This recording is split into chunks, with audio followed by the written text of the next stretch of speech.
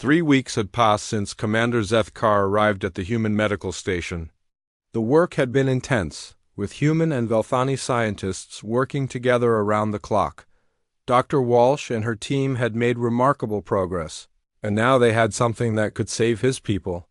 "Commander, we have excellent news," Dr. Rodriguez announced as he entered the conference room where Zethkar was reviewing the latest test results. "The cure for the plague of Zarian has been successfully synthesized and tested. We're ready to begin mass production." Zethkar felt a wave of relief wash over him. His desperate gamble had paid off beyond his wildest dreams. Not only had the humans agreed to help, but they had succeeded where Velthani science had failed completely. "How quickly can you produce enough doses for our entire population?" he asked. "We can have the first 1,000,000 doses ready within 48 hours, Dr. Walsh replied as she joined the meeting. "Our manufacturing facilities can produce 10 million doses per week after that. We estimate full population coverage within 6 months." The numbers were staggering. The humans possessed industrial capabilities that dwarfed anything in Velthani space. They could produce more medicine in a week than his people could manufacture. "In a year, there is no way we can repay you for this," Zethkar said quietly. "You are saving our entire species." "We don't want repayment," Rodriguez replied. "But we do want something from you." Zethkar tensed, wondering what price the humans would demand for their help. In galactic politics, nothing was ever given freely. Every gift came with strings attached. "What do you want?"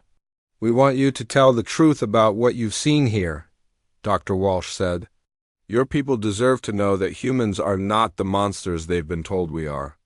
As the Healing Dawn prepared to depart with its precious cargo of medicine, Admiral Lisa Carter arrived at the medical station. She had come personally to oversee this historic moment and to meet with the Velthani commander who had dared to cross into human space. Carter was an imposing figure, tall and stern with the bearing of someone who had fought in many battles. Zethkar had read about her in the intelligence files. She was the architect of human border policy and one of the most feared military leaders in the galaxy. "Commander," Zethkar, "I understand you have questions about our exclusion zone policy," Carter said as they met in her private office aboard the flagship that had escorted her to the station. "I do, Admiral. I must know the truth about humanity's intentions. My people deserve to understand what we're really dealing with." Carter activated a holographic display that showed the current political situation in the galaxy. Different colored regions represented various empires and their spheres of influence. The human exclusion zone appeared as a small red circle surrounded by much larger territories. "Look at this map, Commander. What do you see?" Zethkar studied the display carefully. "I see that human space is quite small compared to the major empires. You control only 17 star systems, while the Korthic Syndicate controls over 200. "Exactly," Carter replied. "We're not a major galactic power in terms of territory or population. But we've managed to avoid being conquered or absorbed by the larger empires. Do you know how?" "Your fearsome reputation," Zethkar answered. "Partly. But there's more to it than that." Carter changed the display to show military capabilities and technological advancement levels. "We could have expanded aggressively when we first achieved faster-than-light travel. We had the technology and the military strength to conquer dozens of worlds." The data showed that human military technology was indeed far more advanced than anything possessed by the major empires. Their weapons, ships, and defensive systems were generations ahead of what other species had developed. "Why didn't you expand?" Zethkar asked, though he was beginning to understand the answer. "Because expansion leads to conflict, and conflict leads to suffering," Carter explained. "We learned early that this galaxy is full of predators. The Korthic Syndicate enslaves entire species.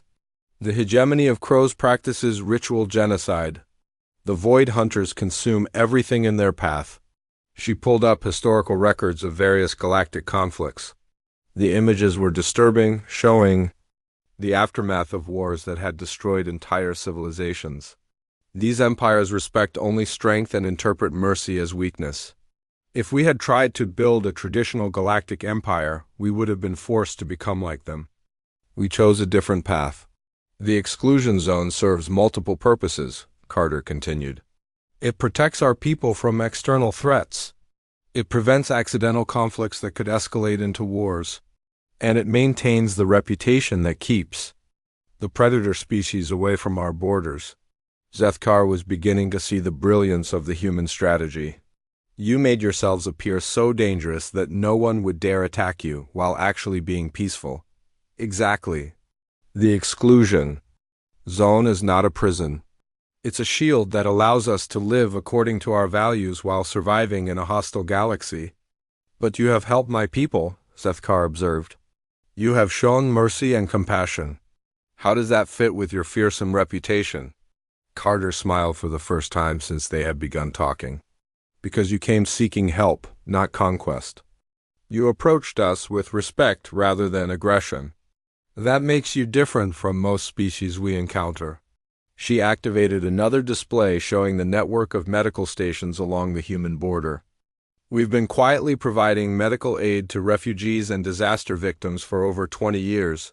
The political leadership of most species doesn't know about it, but the people who need help know where to find us.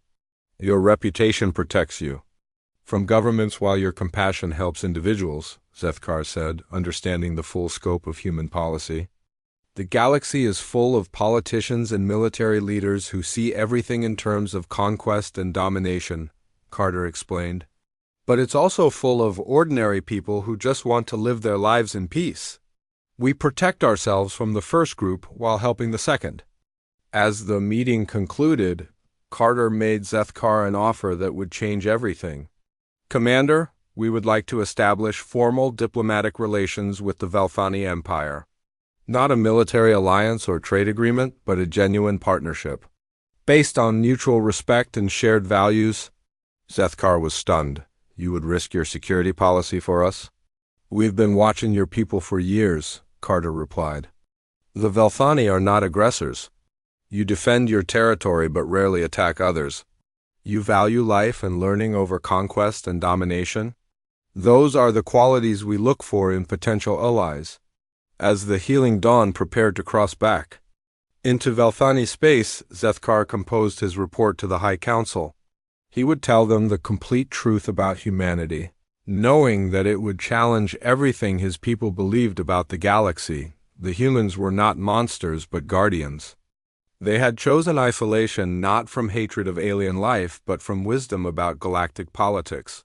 They had built a reputation for strength while maintaining their compassion for those who genuinely needed help. Most importantly, they had offered the Velthani something that no other species in the galaxy possessed. The chance for a relationship based on mutual respect rather than fear or domination. As his ship crossed the boundary markers one final time, Zethkar looked back at human space with new understanding. The exclusion zone would continue to protect humanity from those who sought to harm them, but it would also serve as a beacon for those who came seeking friendship rather than conquest. The galaxy was about to learn that, sometimes the most dangerous territories were guarded by those who had the wisdom to know when not to use their power. And in a universe full of predators and conquerors, that wisdom might be the key to a better future for all peaceful species. Behind the fearsome reputation and impenetrable borders, humanity had created something remarkable, a civilization that was both strong enough to protect itself and compassionate enough to help others. It was a lesson that the galaxy desperately needed to learn. Commander Zethkar had expected to be brought to a prison ship or interrogation facility. Instead, he found himself aboard the gleaming medical vessel UES-H Mercy, where Dr. Rodriguez and Dr. Walsh were waiting with a full team of human scientists and doctors. The ship was unlike anything he had ever seen. The corridors were wide and filled with natural light from artificial suns. Plants grew in wall gardens throughout the vessel, and the air smelled clean and fresh.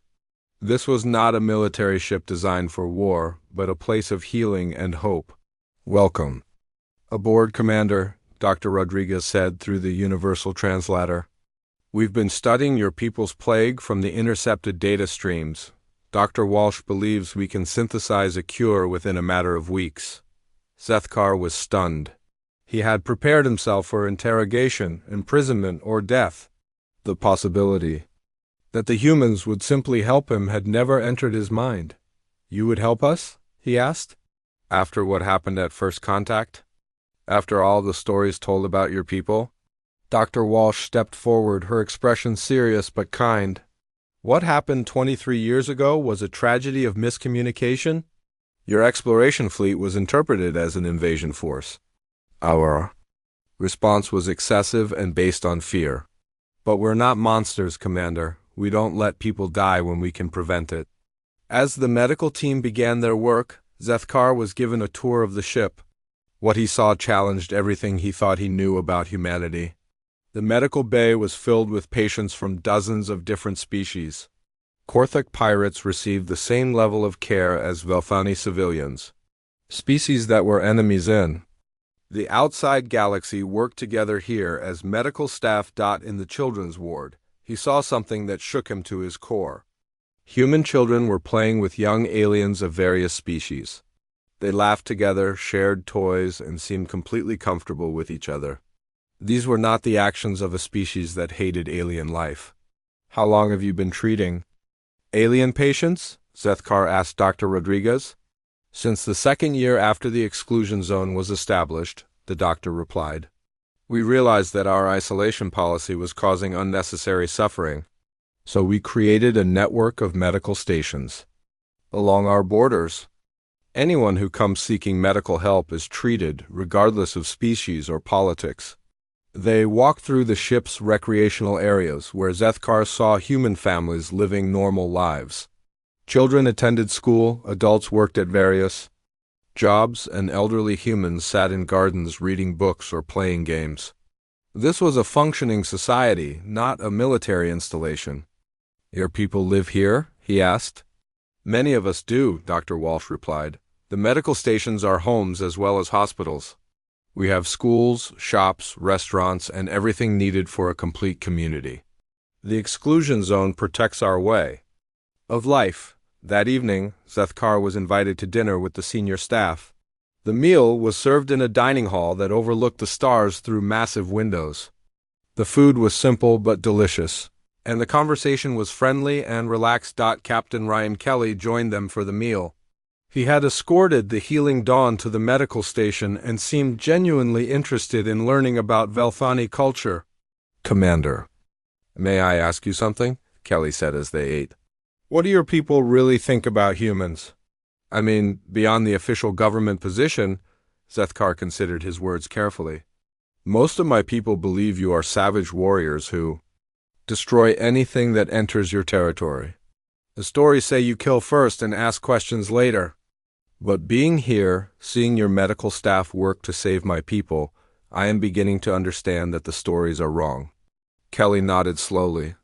"The stories serve a purpose. They keep the aggressive species away from our borders. But they also prevent peaceful contact with species like yours." "You maintain the fearsome reputation deliberately?" Zethkar asked.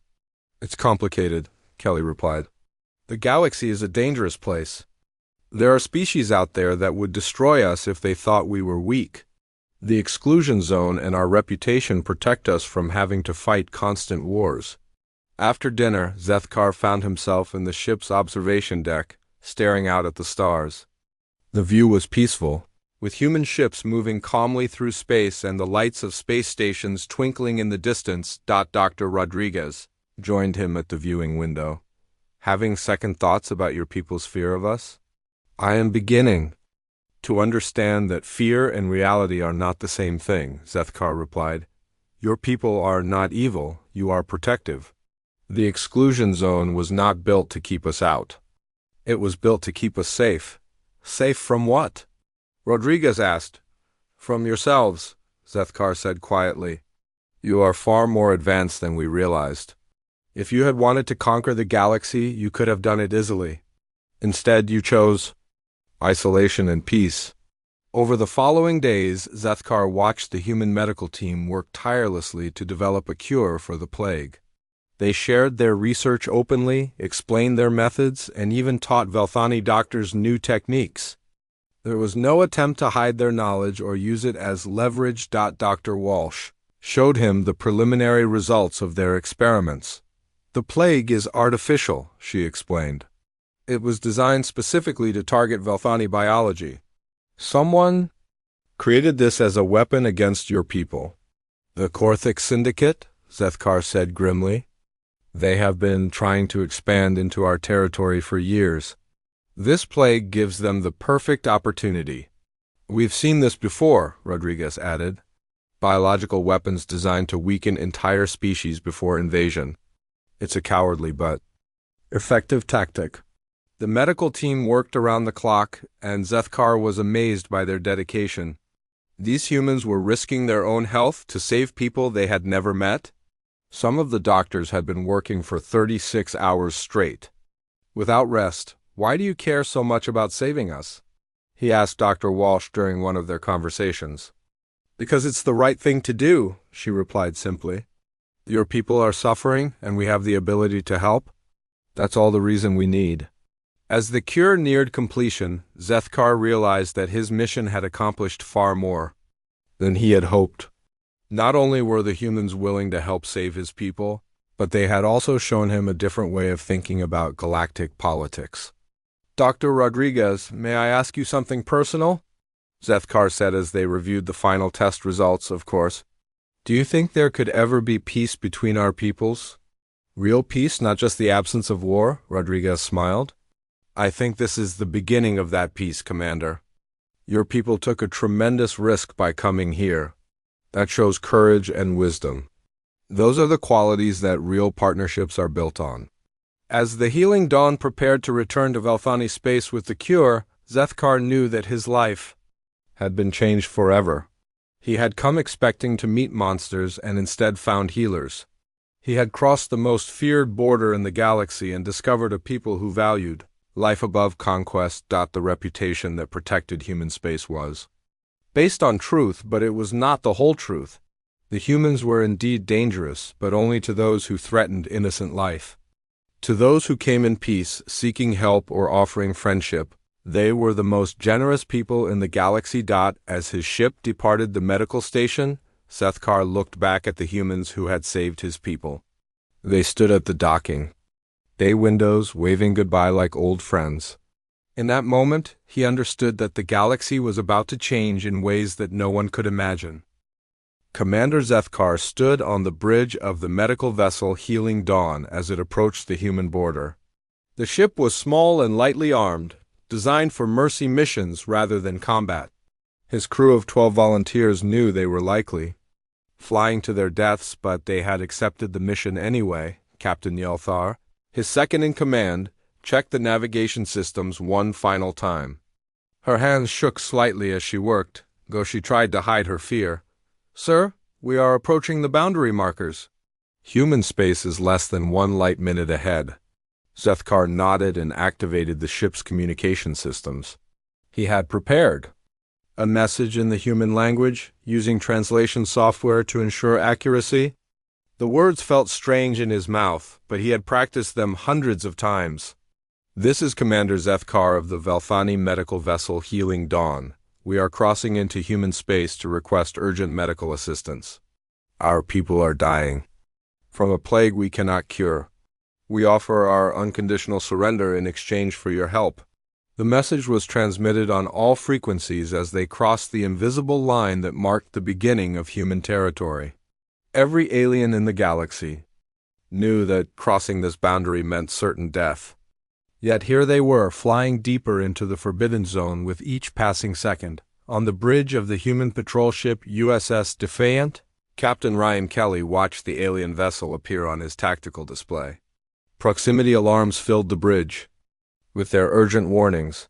His crew moved quickly to battle stations, following procedures that had been drilled into them for years. Sir, we have a single Velthani vessel crossing at Sector 9, reported Lieutenant Sam Porter from the tactical station. They're broadcasting on all frequencies. Kelly listened to the translated message with growing surprise. In 23 years of border patrol, no alien ship had ever crossed the line. The few that had tried had been destroyed by automated defense systems before they could penetrate more than a few thousand kilometers. Are they armed? Kelly asked. Minimal defensive systems only, Porter replied. The ship appears to be a medical vessel, no significant weapons detected. Kelly studied the alien ship on his view screen. It was small and sleek, painted in the white and blue colors that most species used for medical vessels. The commander's message had been desperate, almost pleading. Sir, what are your orders? Asked his navigation officer, Lieutenant Kate Wilson. Kelly thought for a moment. Standing orders were clear: destroy any alien vessel that crossed the border. But this situation was different.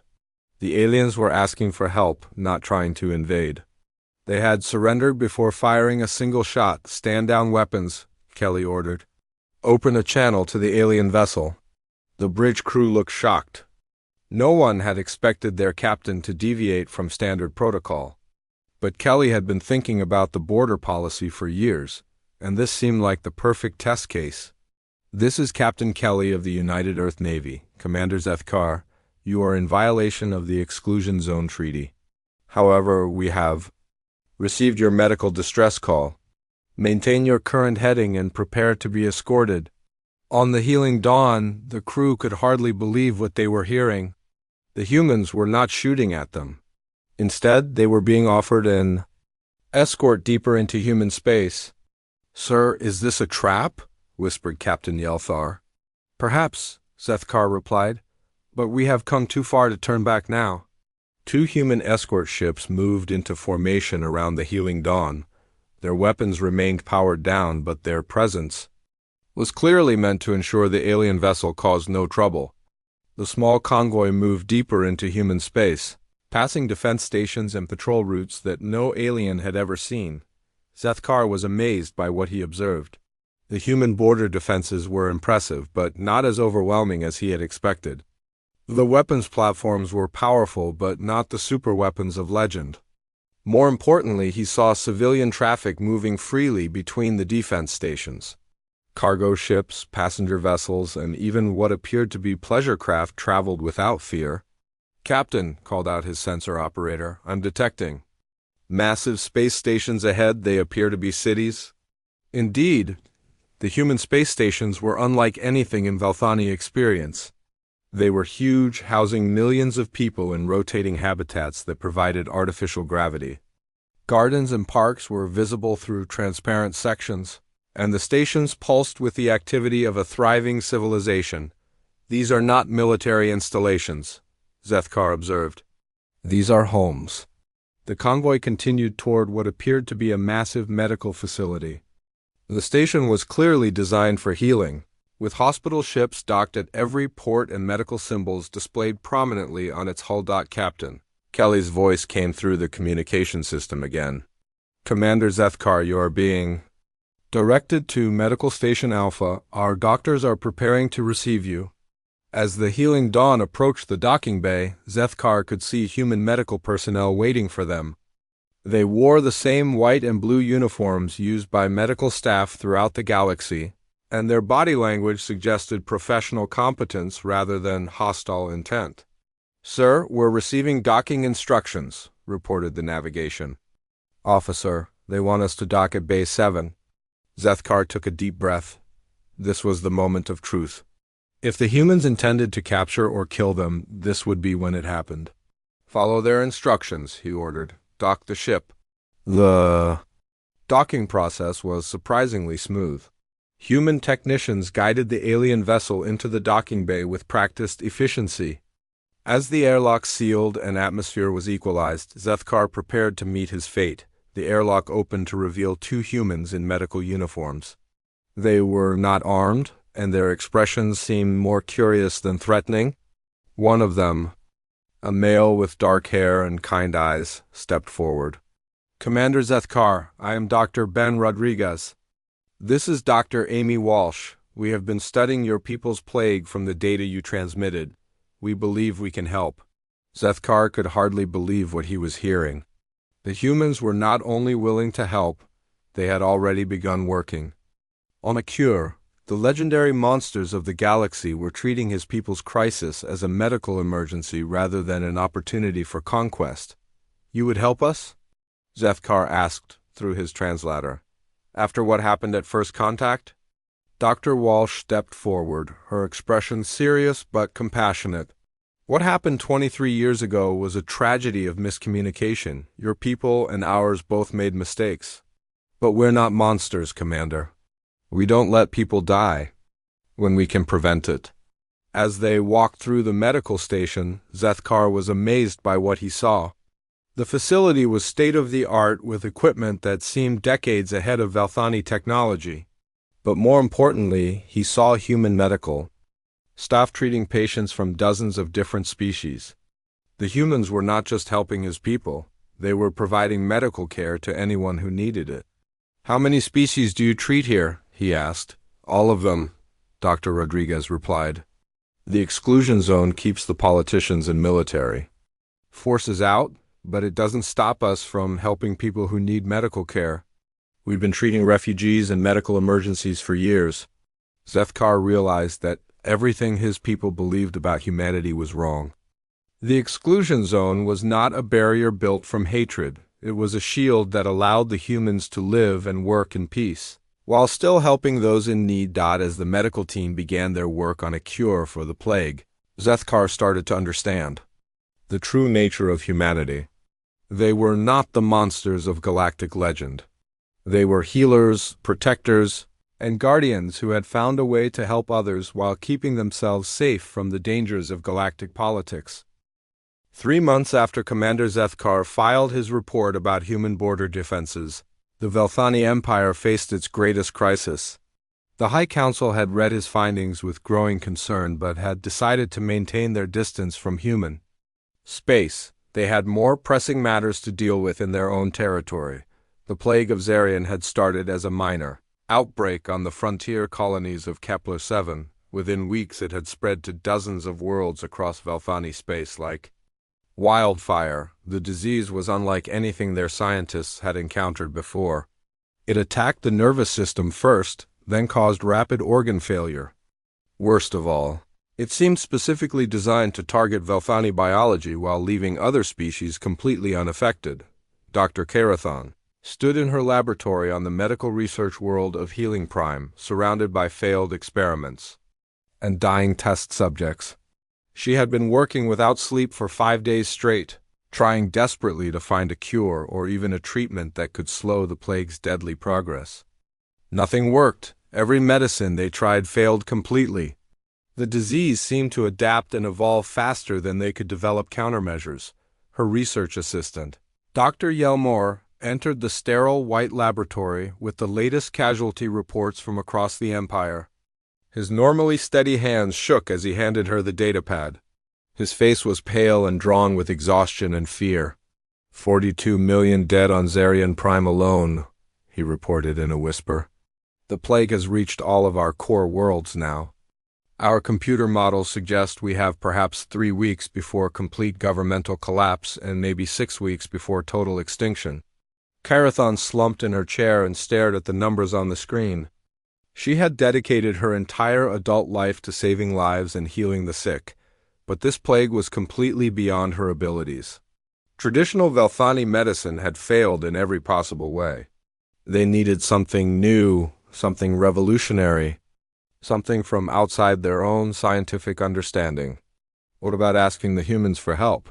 She asked quietly, almost afraid to speak the words aloud. Yelmer looked completely shocked by the suggestion. The humans? But they're savage monsters who destroy everything that comes near them. The High Council would never approve any contact with them. They hate all alien life forms. But are they really monsters?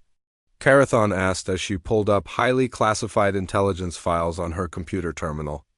Look carefully at this data we've gathered over the years. Human medical technology appears to be centuries ahead of anything we possess.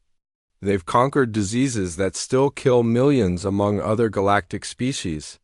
Our spy reports suggest they've eliminated natural aging, completely cured all forms of cancer, and develop treatments for genetic conditions that we consider permanently fatal. She pointed to specific reports about human medical capabilities scattered across her screens. The information was fragmentary and incomplete, gathered from intercepted communications, refugee testimonies, and deep space spy networks.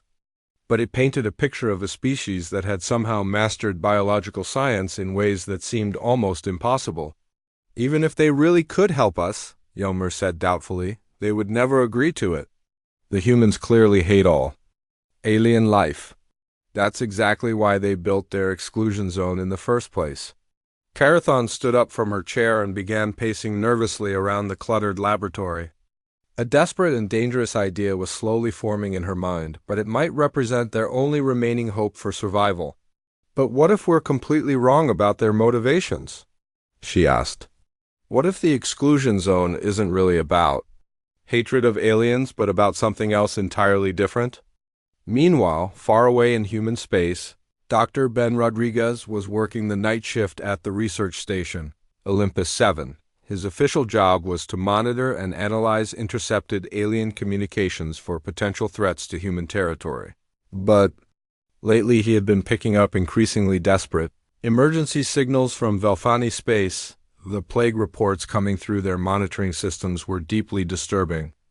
Based on the symptoms and progression described in the frantic transmissions, Rodriguez recognized disturbing similarities to diseases that had once threatened humanity in their early spacefaring days.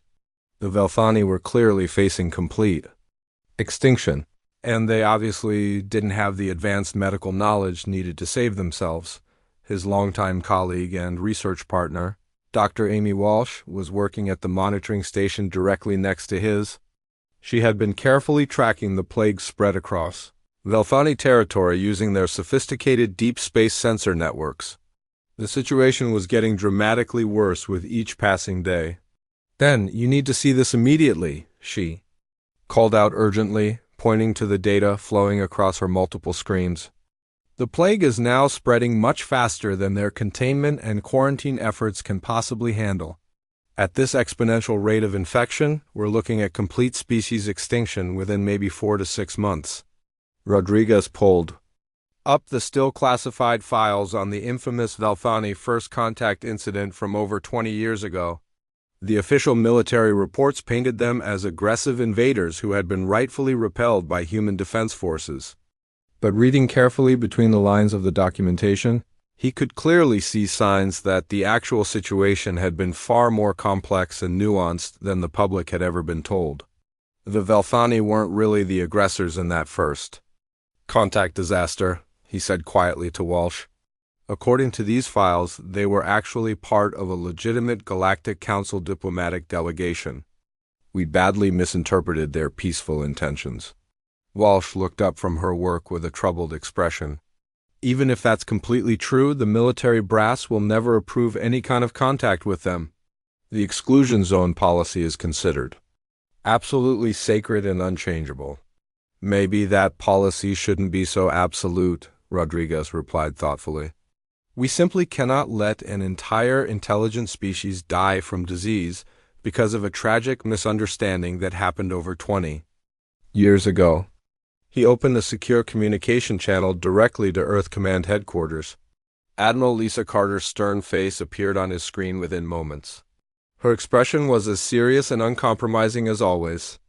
"Admiral, this is Rodriguez calling from Olympus 7. We urgently need to discuss the developing Velfani plague situation. It's rapidly becoming a massive humanitarian crisis that threatens an entire species." Carter's eyes narrowed dangerously. "The Velfani situation is not our concern, Doctor. Our standing policy is absolutely clear. We maintain no contact whatsoever with any alien species. With all due respect, Admiral, that policy was originally created to protect humanity from external threats. But the Velfani aren't a threat to us anymore. They're dying by the millions, and we might be the only ones in the galaxy who can actually help them survive." Back in Velfani space, Dr. Carathon had finally made her decision. She formally requested an emergency meeting with the High Council to present her desperate proposal. The Grand Council chamber was filled with the most powerful political and military leaders of the entire empire, all of them desperately seeking any possible solutions to the plague crisis that threatened their civilization. Council leader Mordith slowly called the emergency meeting to order. His normally strong voice was noticeably weak from the early stages of plague infection that had now begun to affect even the highest levels of government leadership.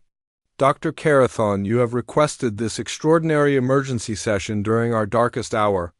What desperate solution do you propose to save our people? Carathon stood before the assembled leaders, knowing that her next words would either save her entire people or end her career and possibly her life. Honored council members, we must swallow our pride and request medical aid from the humans.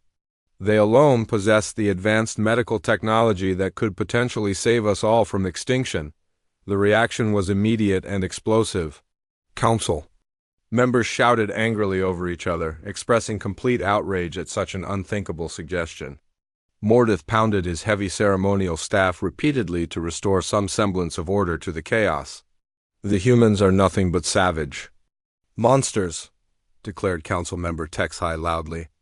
They destroyed our peaceful First Contact fleet and established their exclusion zone specifically to keep all aliens away from them. They would rather watch us die slowly than offer any assistance. That may be true, Carathon replied as calmly as she could manage, but they also returned all of our surviving crews completely unharmed after disabling our ships. A truly savage and monstrous species would have simply killed them all without mercy. She activated the chamber's holographic display system to show detailed data about human medical achievements. Look carefully at what they have actually accomplished. In medical science, they've completely eliminated diseases that still kill millions among other galactic species every year. They've extended their natural lifespans far beyond what we thought biologically possible for any species.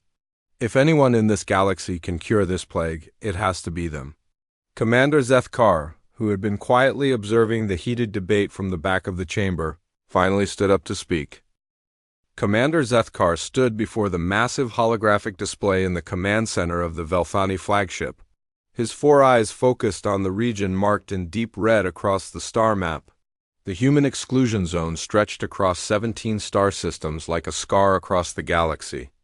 For 23 years, no alien vessel had dared cross those boundaries. Those who tried were never seen again. The Velthani Empire was one of the most powerful forces in the galaxy. They had conquered dozens of worlds and brought entire species under their rule. Yet here was a barrier they could not cross, maintained by a species that had barely achieved faster-than-light travel. When they first encountered them, Lieutenant Vexhai approached his commander with a datapad clutched in his three-fingered hands. His nervous energy was obvious as he cleared his throat to speak. Sir, the reconnaissance probe we sent toward the human border last month has returned with data. The readings are quite unusual. Zethkar turned his attention to his subordinate. The probe mission had been classified at the highest level. Only a handful of officers knew about it. Show me what you found. The holographic display shifted to show sensor readings from deep space. Strange energy signatures pulsed along the boundary markers. Massive structures floated in the void, their purpose unknown. Most disturbing were the debris fields scattered throughout the outer systems. These wrecks, Vexhai pointed to the twisted metal remains. They belong to the Korthic Syndicate. The timestamps show they were destroyed less than 6 months ago. Zethkar's eyes widened. The Korthak were known throughout the galaxy as ruthless pirates and slavers. They feared nothing and attacked anyone they thought they could defeat. If, they had attempted to breach human space and failed, it meant the humans were far more dangerous than anyone realized. How many ships? Zethkar asked. At least 40 vessels, sir. All heavy cruisers and battleships. They were not destroyed by conventional weapons. The metal has been twisted and melted in ways our scientists cannot explain. The commander stared at the wreckage in silence. 40 Korthak warships represented a significant fleet. They would not have attacked unless they were confident of victory. Yet here they were, scattered across space like broken toys. Meanwhile, in human space, Captain Jake Morrison sat in the command chair of the patrol vessel New Horizon. His ship was one of dozens that constantly monitored the boundaries of human territory. The work was routine but vital. Any sign of alien intrusion had to be reported immediately. Morrison was a veteran of the border wars, the conflict that had established the exclusion zone. He had seen firsthand what happened when humans were pushed too far. The memories still haunted his dreams. "Captain, we have movement at Grid 7, reported his sensor officer, Lieutenant Pete Collins. "Single alien probe, Velthani design. It's approaching the boundary markers." Morrison nodded and opened a communication channel. "This is Captain Morrison of the United Earth Navy. You are approaching restricted space. Turn back immediately or face the consequences." The probe continued. Its approach for several more minutes before finally reversing course. Morrison watched it disappear into the darkness of space. "They're getting bolder," Collins observed. "That's the third probe this month. Let them probe," Morrison replied. "As long as they don't cross the line, we let them wonder what's waiting for them." He activated his long-range communicator and contacted Earth Command. Admiral Lisa Carter's face appeared on the screen moments later. Her expression was serious as always. "Control, this is Morrison. Another Velthani scout just turned tail at Grid 7. They're definitely testing our defenses." Carter nodded grimly. "Copy that, Jake. Let them wonder." "The reputation is working exactly as intended." Morrison understood what she meant. The human exclusion zone was not just a physical barrier.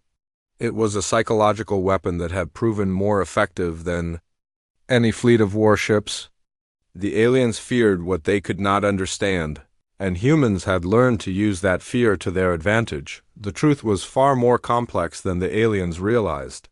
When humanity had first encountered the Galactic Council, they had been naive about galactic politics. They had tried to establish peaceful relations and join the community of civilized worlds.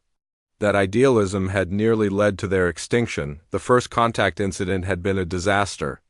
The Council had sent a massive fleet to evaluate humanity's worthiness to join their ranks.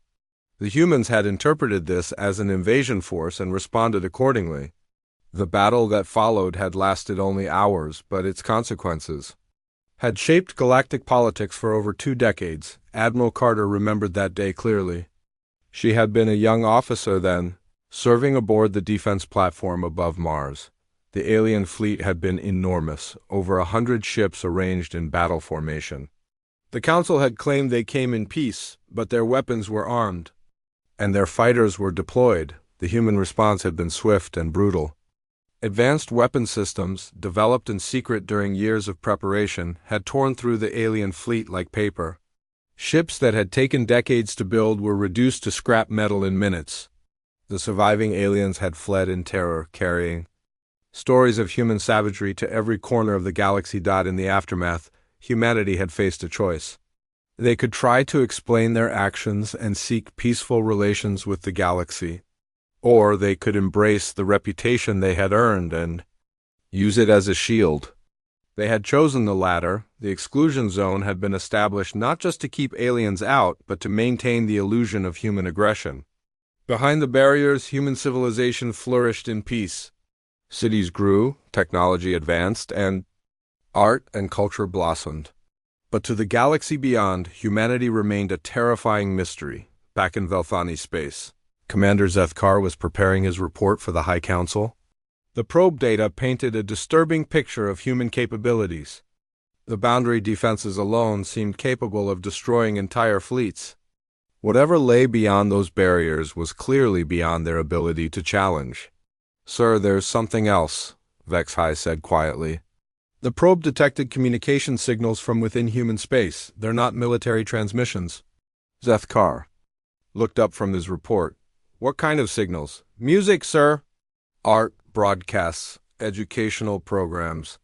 "It appears the humans have an active civilian population behind their barriers." This information troubled the commander more than the weapons data. Species that engaged in genocide did not typically maintain thriving cultural institutions.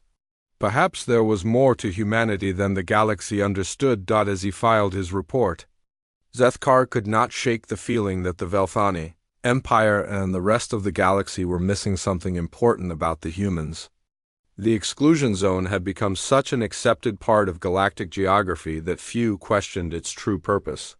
But as he stared at the probe data, the commander began to wonder if they had all been looking at the situation wrong. The humans had created the perfect defense, a reputation so terrible that no one dared test it. But what if that reputation was hiding something far more complex than simple aggression? What if the humans were not the monsters the galaxy believed them to be? These questions would haunt Zethkar in the days to come, setting in motion events that would forever change the relationship between humanity and the galaxy beyond their borders.